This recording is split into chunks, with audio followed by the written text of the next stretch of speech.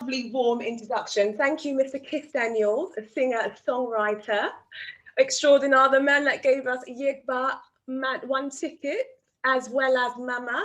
And then, of course, now we've got Flex from you. Welcome to your mid-morning fix. How are you? I'm great. I'm great. I'm good. I'm good. How are you? I'm very well, thank you. I was gonna say, yeah, I was gonna say NI9JA stand up, and then I was gonna say Gide. Did I say that right? Yes. Where are you from? I'm Nigerian. Oh yeah, you are. Where in Nigeria? Abeokuta, Are you serious? Lagos, NI9JA girl. So you're from Abeokuta? Yes. So as I said, Yoruba, Nimi. I don't say it very well, so forgive me. So you do know I'm from Abeokuta as well. Do you know? I do know. I do know. That's something I was going to discuss in the interview. That is something that was going to come up. But I appreciate you. I really do. And I appreciate the new single, Flex. Is absolutely amazing. And it's good to hear, because I know that your fans and everyone's been sort of waiting for something to drop.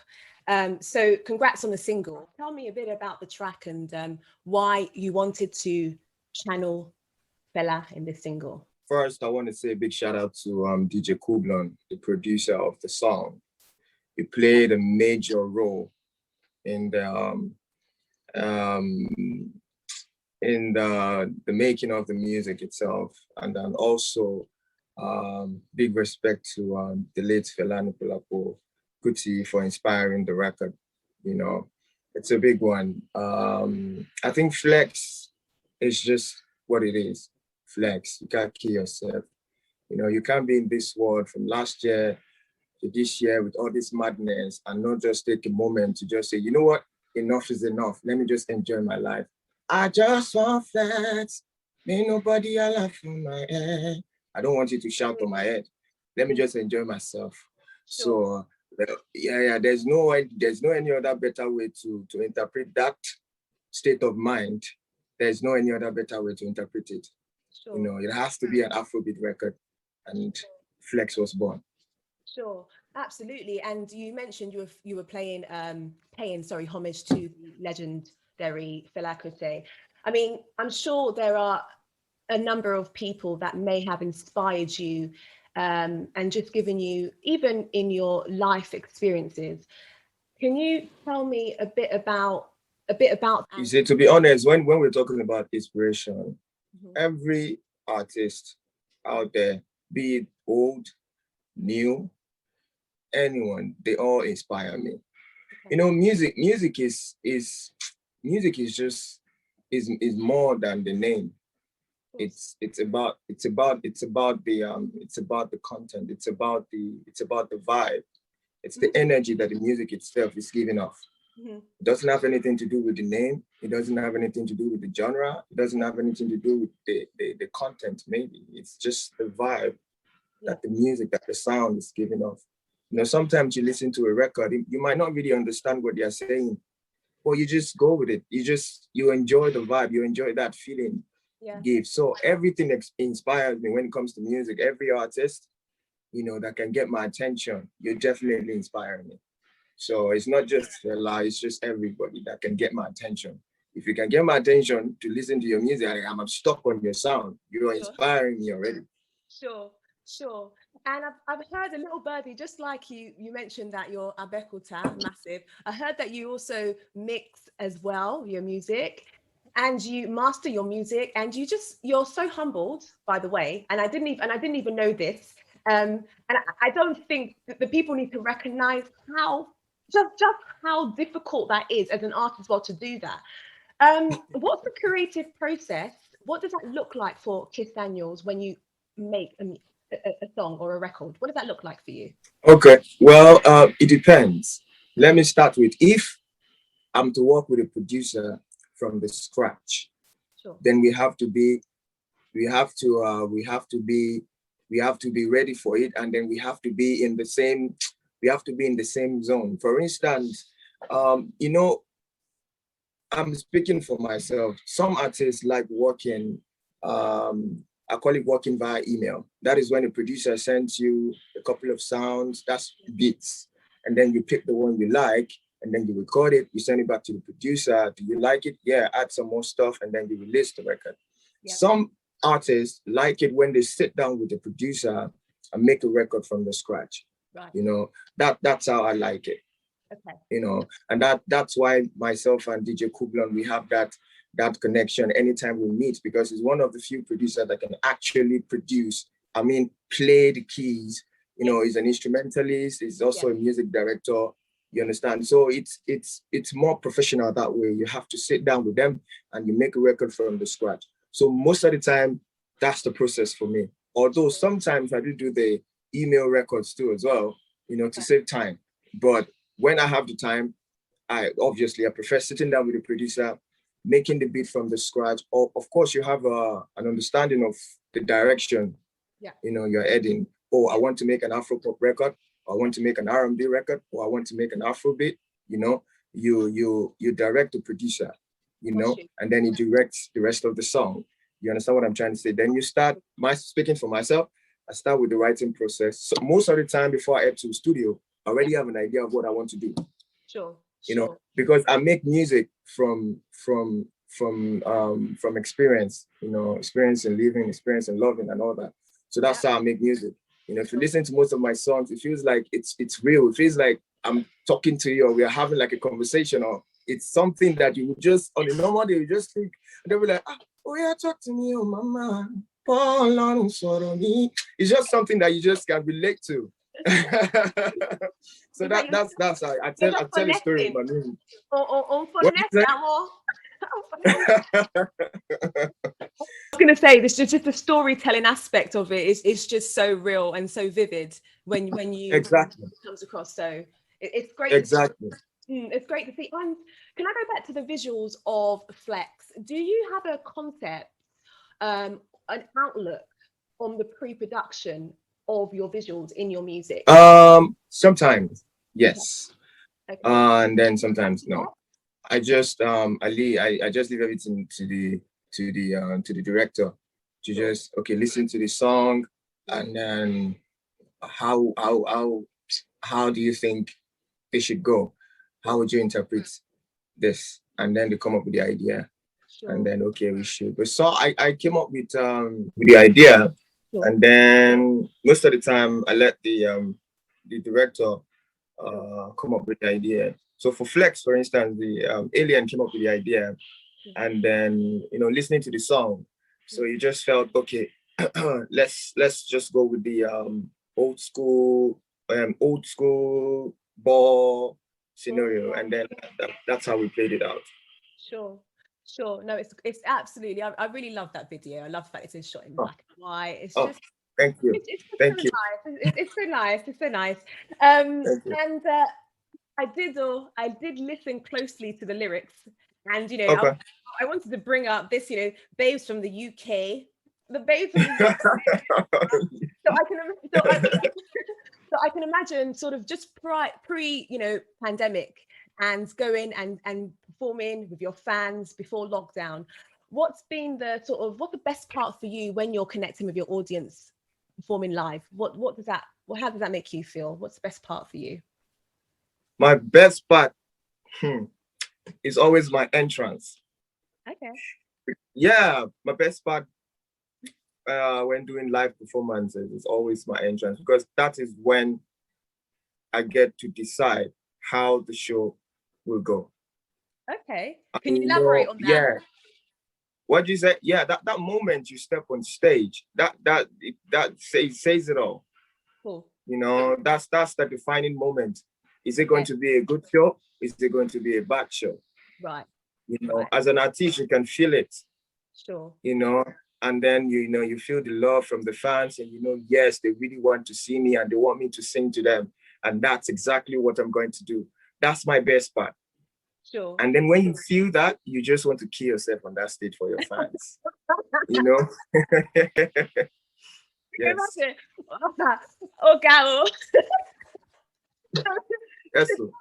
Tell me, what's the most memorable moment so far? You've been in the business for such a long time now. What's been the most memorable moments that you've performed at, and why? Okay. Um, What's that laugh for? because I really want to say London. When I was doing the O2, was it Indigo or something? Oh, to Indigo, yeah. Yeah, I want to say that, but um, I think it would be when I was in Gambia. Okay. This year, yeah, when I was in Gambia this year, it was epic, and the reason is because on the day of my show, sure, the president of on the day of my show, the president of Gambia actually I think there was sort of like a state of emergency. Everyone were to stay indoors because of the COVID-19. Yeah. You know, because of the pandemic. And then people still came out. Wow. You know.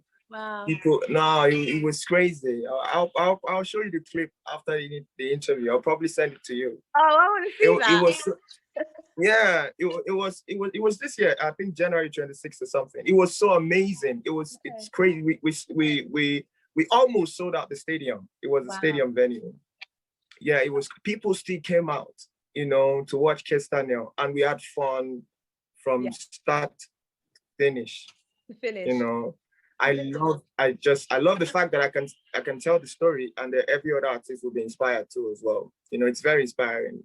Sure. You know? Sure. And I don't know whether that's probably your craziest, but what's your craziest thing that's happened to you whilst you've been on the road?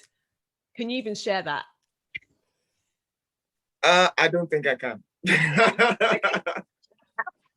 Because of your listeners, I can't share that, but I can share a more subtle one. Yeah, share a subtle one, radio friendly one. You can share. Yes. I've had a lot of crazy stuff happen to me on the road. A lot, especially when I was in the US. When I was doing my US tour, 2019. Sure. You know, it was amazing. I've had a whole lot, but you know what? Let's just say I've had like a lot of crazy stuff happen to me. Okay. Okay, we'll leave it. We'll leave it there. But obviously, I know your last body of work was The King of Love, and yes, indeed you are. So, under your own label, Flyboy, which is great, and it had I noted it had no features at all. But obviously you've worked with a number of Afrobeat artists within the industry. So what was your decision? Was it intentional to not have no features on The King of Love? Yeah. Because The King of Love, the album from the first track to the last track, is pretty much about myself. So I figured no artist can really tell my story for me. I think it's just all me, you know. So the album,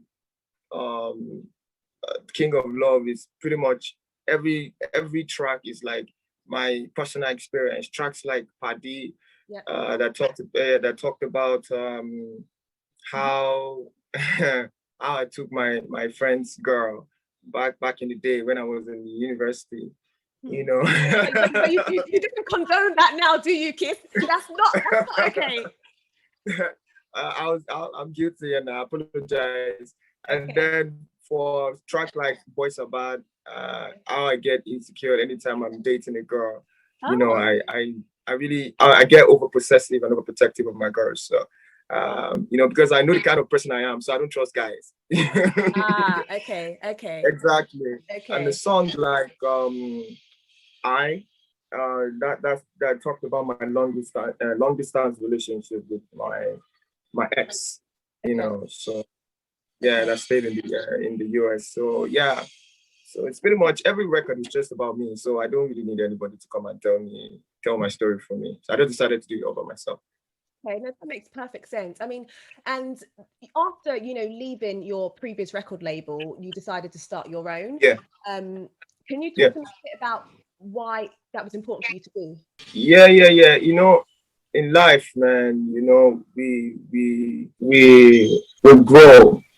Sure. You know, the same reason why you think you've gotten to a stage where you have to leave the house, you know, the one you grew up in. Like with your parents. You need your own place. You need to go stay. You need to make decisions for you now, not considering, you know, your folks and all that. It's pretty much the same way. It got to a point that I needed to figure things out myself. Okay.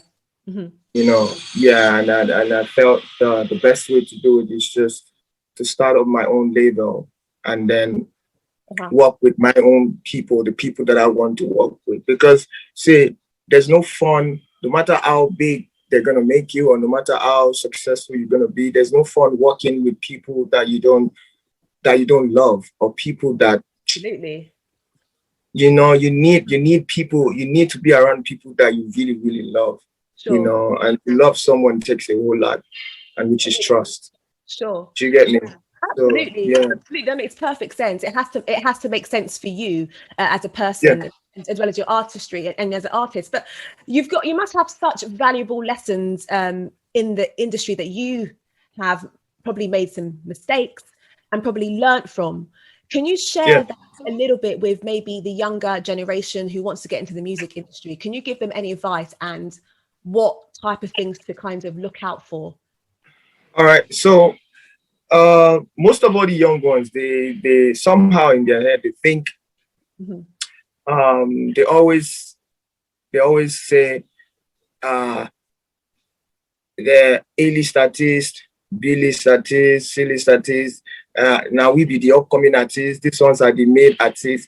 My brother and sister, there's nothing like an A-list artist or B-list artist. There's nothing like an upcoming artist. We are all artists. Shebina Corona don't open everybody here now. Exactly. Exactly. You understand? Yeah, I understand. Level ground. You understand? Level ground. If you know if you sell your music for streams, you are not. You see, it's the same thing that is happening right now, and that's what I've been saying. The whole lot of these underground artists that think, that just feel like, hey, we are the upcoming artists. I just tell them, yo, you're not an upcoming artist. Right. Now opportunity never day. You understand? Everybody now artist. You understand what I'm trying to say? I understand. You get me? So just be patient while doing the right thing. You're on the right path. As long as you know this is what you want to do and you're ready to go all the way with it, don't see anybody as the superior one.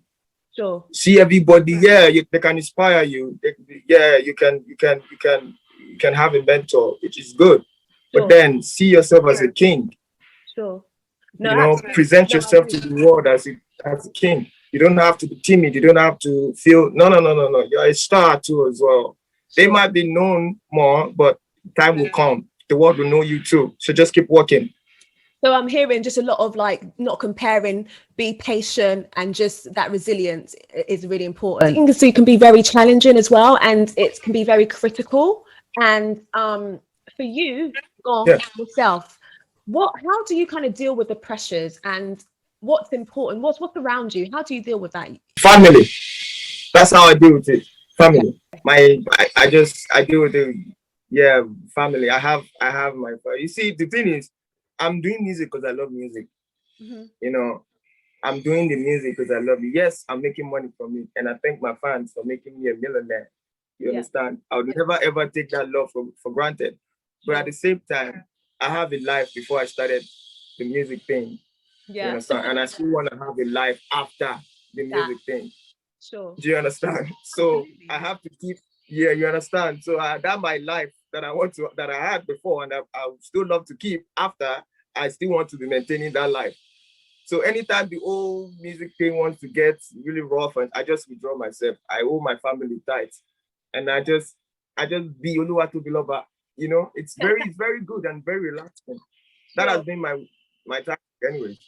Sure, absolutely, and because when I know that you've been quite big as well as just getting people working together is quite important. And speaking, I've seen the Afrobeat music scene itself really kind of change course and kind of be on the road to mainstream.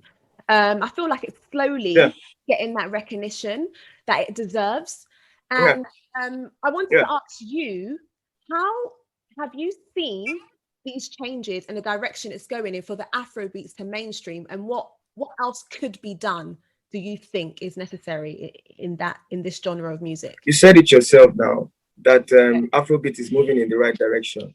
And Sure. as we can see, a couple of days ago, when our boys went to win the Grammy, and all that, Yeah. it's a win for as long as it's African music, a win for one is a win for all. Oh, You absolutely. know, that win is for everybody. You understand? It's for Africa, and we all are inspired. We're happy for our boys. They did great. Yeah. So yeah. So, and like you said, it's heading to that mainstream. Africa, I ain't everything now. Yes, Now. Africa, NI9JA.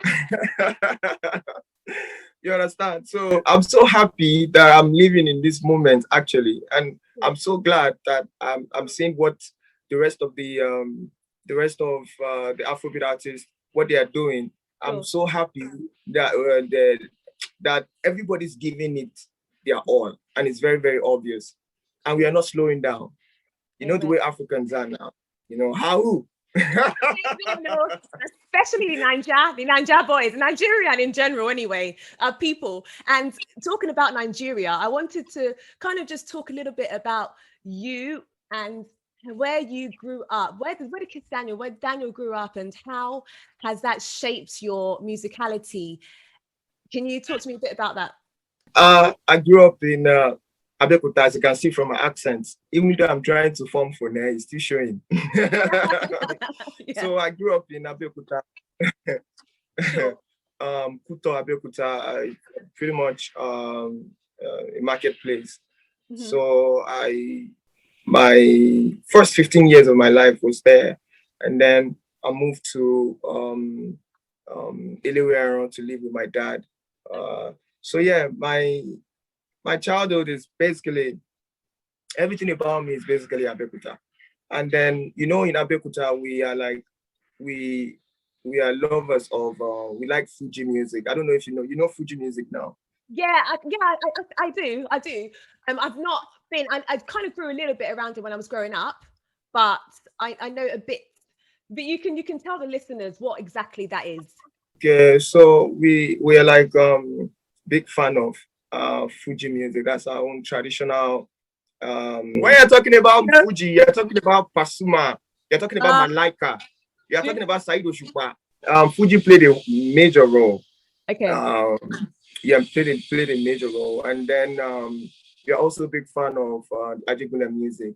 We're talking about the Galala, the Konto sound, the Galala sound. Okay. So yeah, those are the kind of music that I grew up listening to, because of where I come from. Yeah, where I'm from. So I grew up listening to sounds like that. So it was when I became like a teenager, and I got exposed to the likes of the Two-Face, them, the Plantation Boys, the Remedies, and all that.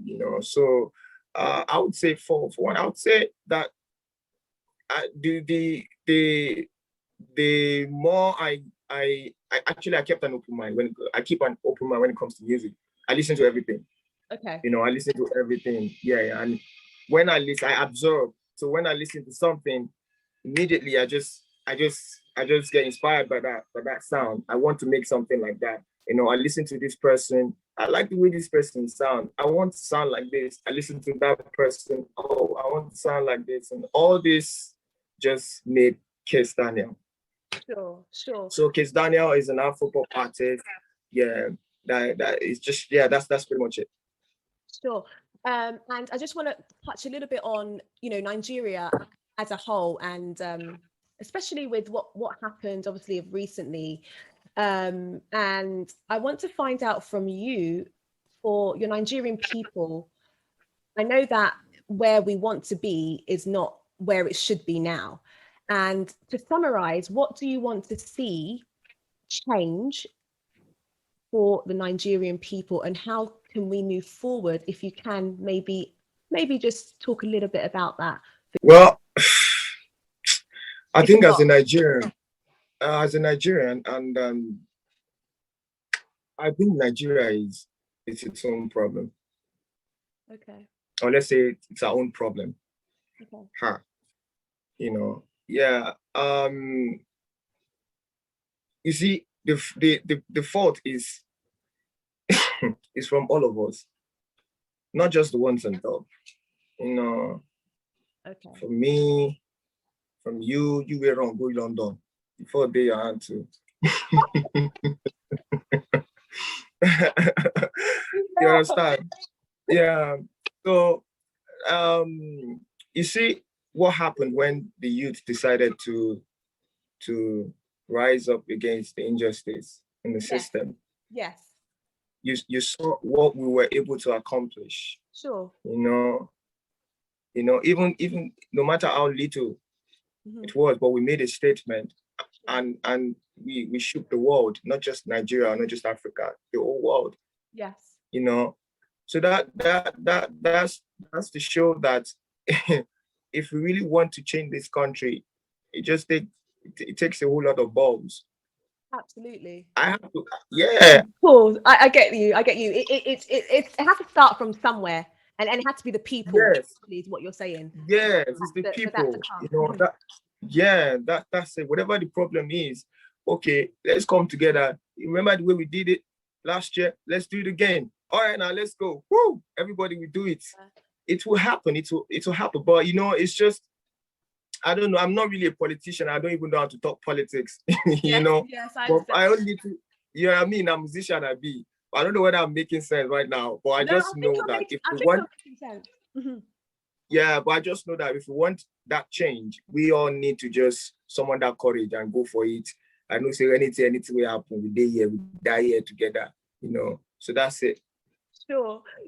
I mean, no, you put that very well, because I think it's important that we keep on talking about and we keep on action. Action speaks louder than words, as you said, as we see. So we have to keep on pushing that forward. But you have such a platter of music and songs and just things that I enjoy, and I'm sure you might. Is there one song or one thing that you just your body of work that that's your favorite that you go to? Is there one song or two that you find yourself going back to as an artist? Is that something that you do or not really? Yes.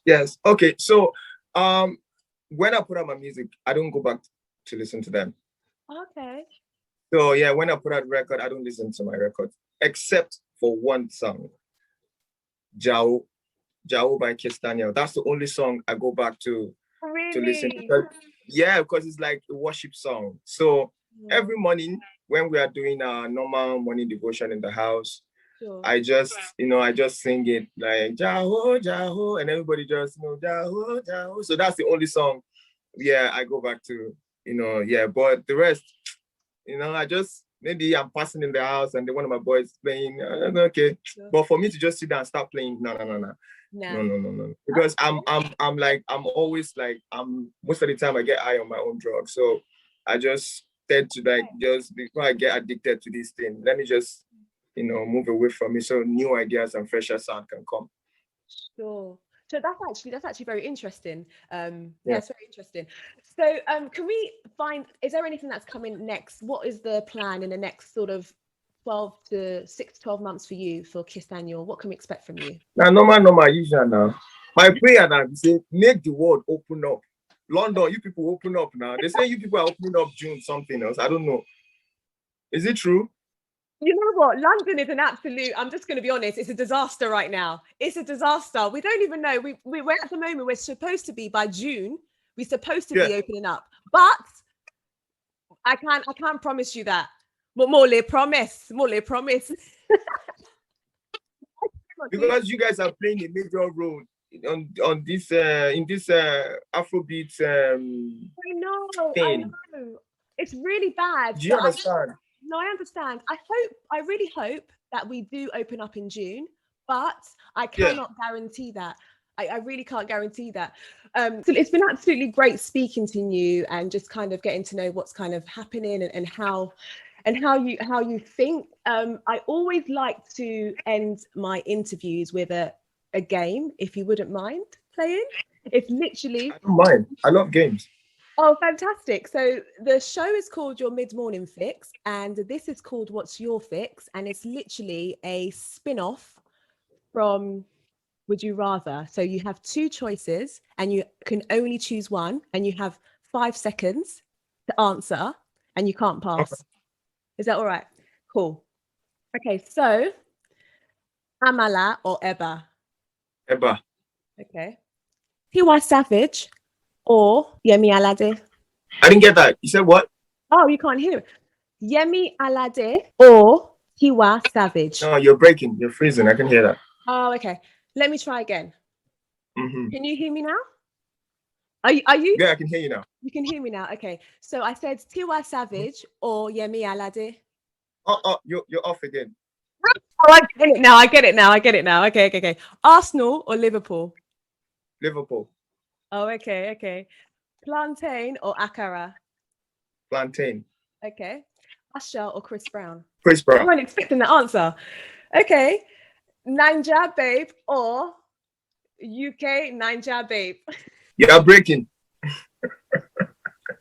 Okay, okay, all right, cool, cool. That's no, you did that great. Although instead of saying pass, you just said breaking. That's fine. That's fine. Yeah, the I'll take network is horrible. My Wi-Fi is not strong. Oh, really? Okay. Okay. All right.